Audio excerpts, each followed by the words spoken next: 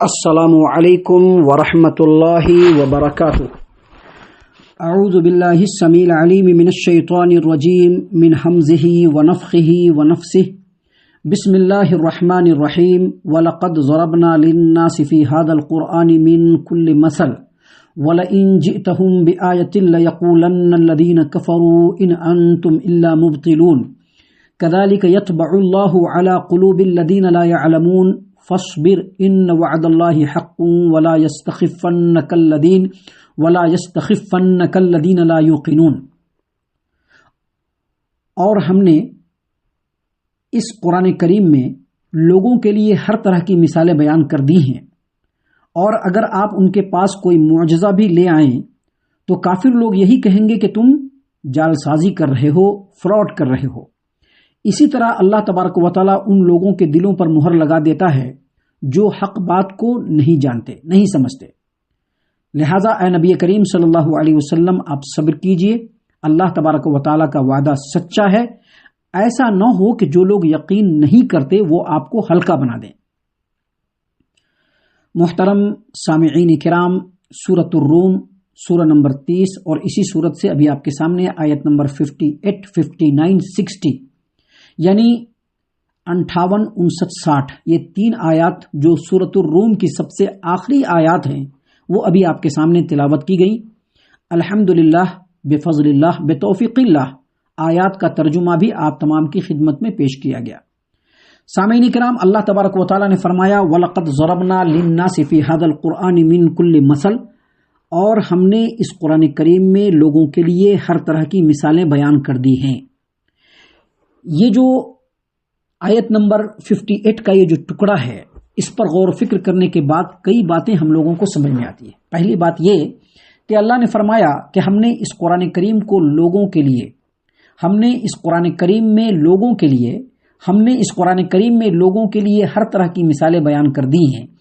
اس سے یہ سمجھ میں آتا ہے کہ ہدایت کمپلیٹلی قرآن کریم میں، یعنی اگر کوئی ہدایت حاصل کرنا چاہتا ہے تو وہ قرآن کریم سے ہی ہدایت حاصل کرے گا۔ جو اللہ نے نازل فرمایا ہے اسی سے ان کو ہدایت ملے گی۔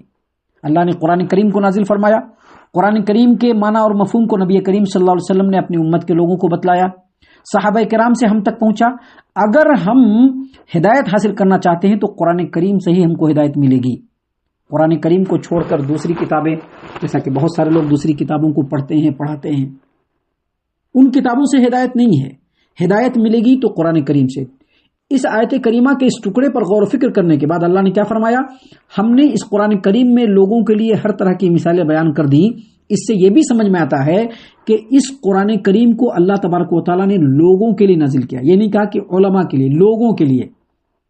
اس سے یہ سمجھ میں آیا کہ یہ قرآن کریم بالکل آسان ہے سمجھنے کے لیے، ہر کوئی سمجھ سکتا ہے، لیکن کوشش کرنا ہوگا سمجھنے کی۔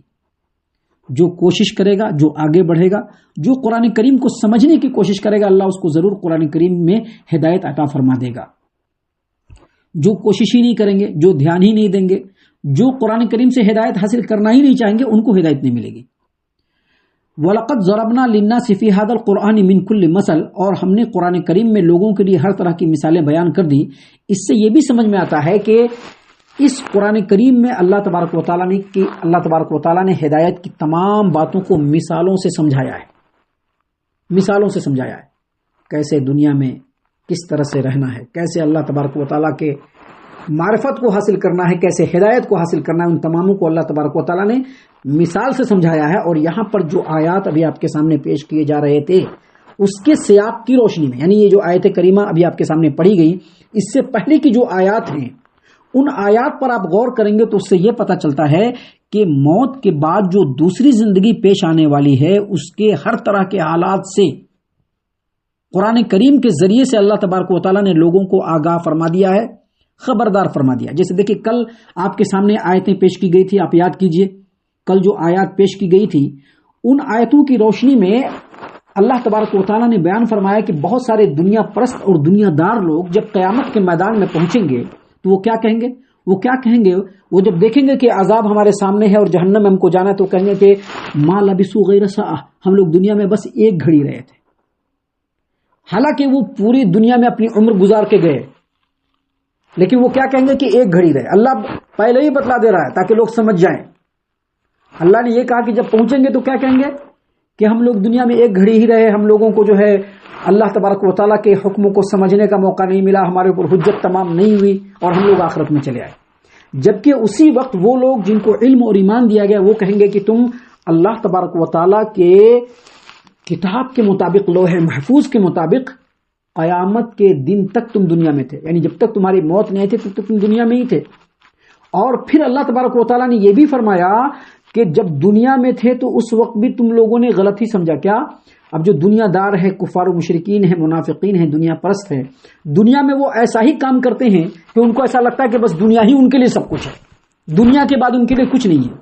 تو اللہ تعالیٰ نے ان تمام باتوں کو مثالوں سے سمجھایا. اسی بات کو اللہ نے یہاں پر بیان فرمایا ہے کہ وَلَقَدْ ضَرَبْنَا لِلنَّاسِ فِي هَذَا الْقُرْآنِ مِنْ كُلِّ مَثَلٍ, یعنی موت کے بعد کی جو دوسری زندگی ہے اس میں جو پیش آنے والے ہر طرح کے حالات ہیں, ان تمام حالات کو مثالوں سے اور وضاحت کے ساتھ قرآن کریم کے ذریعے سے اللہ تبارک و تعالیٰ نے لوگوں کو بتلا دیا, لوگوں کو خبردار کر دیا, لوگوں کو آگاہ فرما دیا. اب اگر کوئی بدبخت اپنے انجام سے ہی بے خبر رہنا چاہتا ہے تو اس کی مرضی. اللہ نے تو ہر طرح سے لوگوں پر حجت قائم کر دی, حجت تمام کر دی. لیکن اب ان لوگوں کی حالت کیا ہے؟ اللہ نے آگے فرمایا وَلَئِن جِئْتَهُمْ بِآيَةٍ لَيَقُولَنَّ الَّذِينَ كَفَرُوا إِنْ أَنْتُمْ إِلَّا مُبْطِلُونَ. اے نبی کریم صلی اللہ علیہ وسلم, اگر آپ ان کے پاس کوئی معجزہ بھی لے آئیں تو یہ لوگ یہی کہیں گے کہ تم جعل سازی کر رہے ہو. یعنی اے نبی کریم صلی اللہ علیہ وسلم, اگر آپ ان کو بالکل کوئی حصی معجزہ بھی دکھلا دیں تو یہ نہیں مانیں گے. کیوں نہیں مانیں گے؟ کیونکہ یہ پہلے مائنڈ مینٹین کر چکے ہیں کہ نہیں مانیں گے. لہٰذا جب ان کے سامنے آپ کوئی معجزہ پیش کریں گے تو یہ کیا کہیں گے کہ یہ نظر کا دھوکہ ہے, یہ فریب کاری معلوم ہوتی ہے جسے پیغمبر اور اس کے ماننے والوں نے ملی بھگت سے لوگوں کے سامنے پیش کر دیا. وہ آپس میں ایک دوسرے کی تائید و توثیق کر کے سپورٹ کر کے لوگوں کو الو بنا رہے, یعنی پہلے سے ہی مائنڈ مینٹین کہ نہیں ماننا ہے. اس سے یہ بھی سمجھ میں آتا ہے کہ ہم لوگوں کو ہمیشہ اپنے ذہن کو کشادہ کر کے رکھنا ہے. جو قرآن کریم کے احکام ہمارے سامنے آئے, جو نبی کی تعلیمات ہمارے سامنے آئے, اس کو ایکسیپٹ کرنے کی کوشش کرنا, چاہے وہ ہم کو سمجھ میں آئے یا نہ آئے. اگر اللہ کا حکم آ گیا, نبی کی بات آ گئی, ہر چیز کو سائڈ کر کے سمجھنا. کیوں؟ کیونکہ کفار و مشرکین کی یہ خاص صفت تھی کہ ان لوگوں نے پہلے ہی مائنڈ مینٹین کر رکھا تھا کہ قرآن کو نہیں ماننا ہے, قرآن کی تعلیم کو نہیں ماننا ہے, نبی کی تعلیم کو نہیں ماننا ہے. اس لیے اللہ نے کہا کہ اگر آپ ان کے پاس معجزہ بھی لے آئیں گے تو یہی کہیں گے کہ یہ تو فراڈ کر رہا ہے.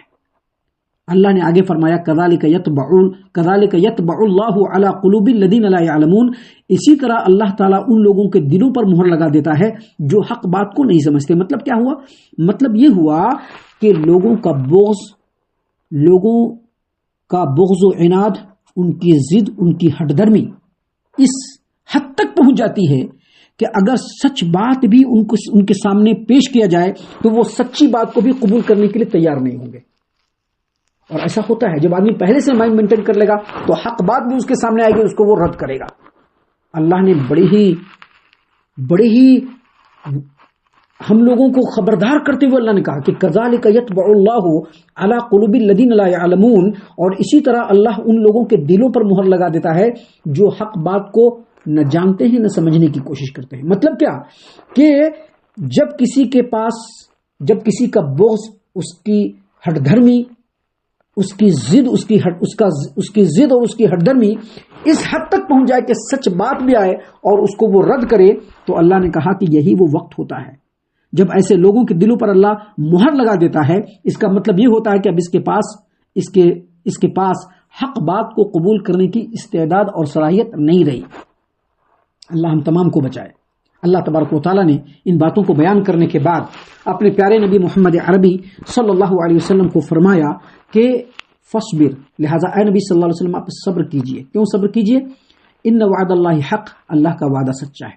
اور اللہ کا وعدہ کیا ہے؟ اسی صورت کریمہ کے آیت نمبر 47 میں اللہ نے فرمایا حقا علینا نصر المومنین, مومنوں کی مدد کرنا ہمارے اوپر حق ہے, یعنی اللہ کی ذمہ داری ہے, اللہ کے ذمہ ہے یہ بات کہ وہ مومنوں کی مدد کرے.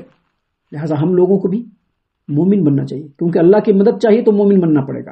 اور مومن وہ ہے جو اپنے ظاہری اور باطنی دونوں اعمال کے حساب سے مومن ہو. یہ ہم اور آپ اپنے لیے جج کر سکتے ہیں. کہ کون سچا مومن ہے. اور اللہ یہاں پر فرما رہا ہے کہ اللہ کی یہ ذمہ داری ہے کہ وہ مومنوں کی مدد کرے. یہاں پر اللہ نے فرمایا کہ فصبر، لہٰذا اے نبی صلی اللہ علیہ وسلم ان باتوں پر آپ صبر کیجئے. کیوں صبر کیجئے؟ کیونکہ اللہ کا وعدہ سچا ہے. اللہ تبارک و تعالی ہر حال میں آپ کی مدد کرے گا. لہٰذا آپ کفار و مشرکین کی تکلیفوں پر صبر کیجئے، خود بھی صبر کیجئے، مسلمانوں کو بھی صبر و برداشت کی تلقین کیجئے.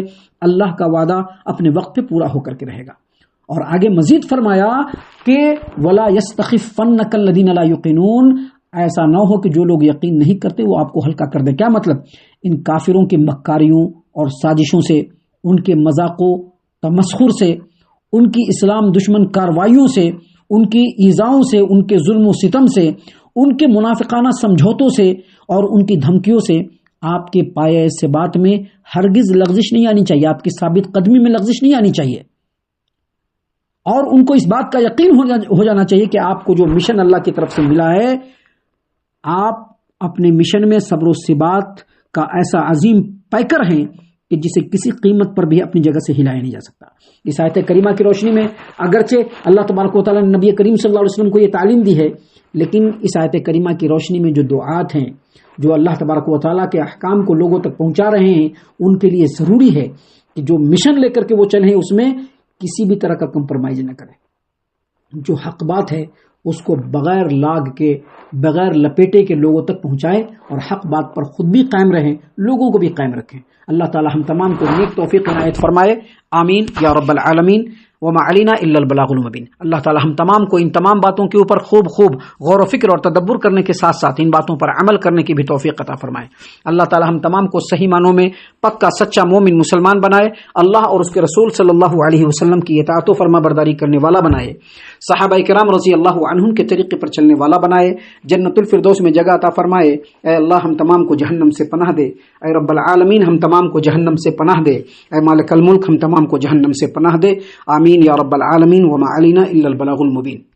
تبارك الذي نزل الفرقان على عبده ليكون للعالمين نذيرا.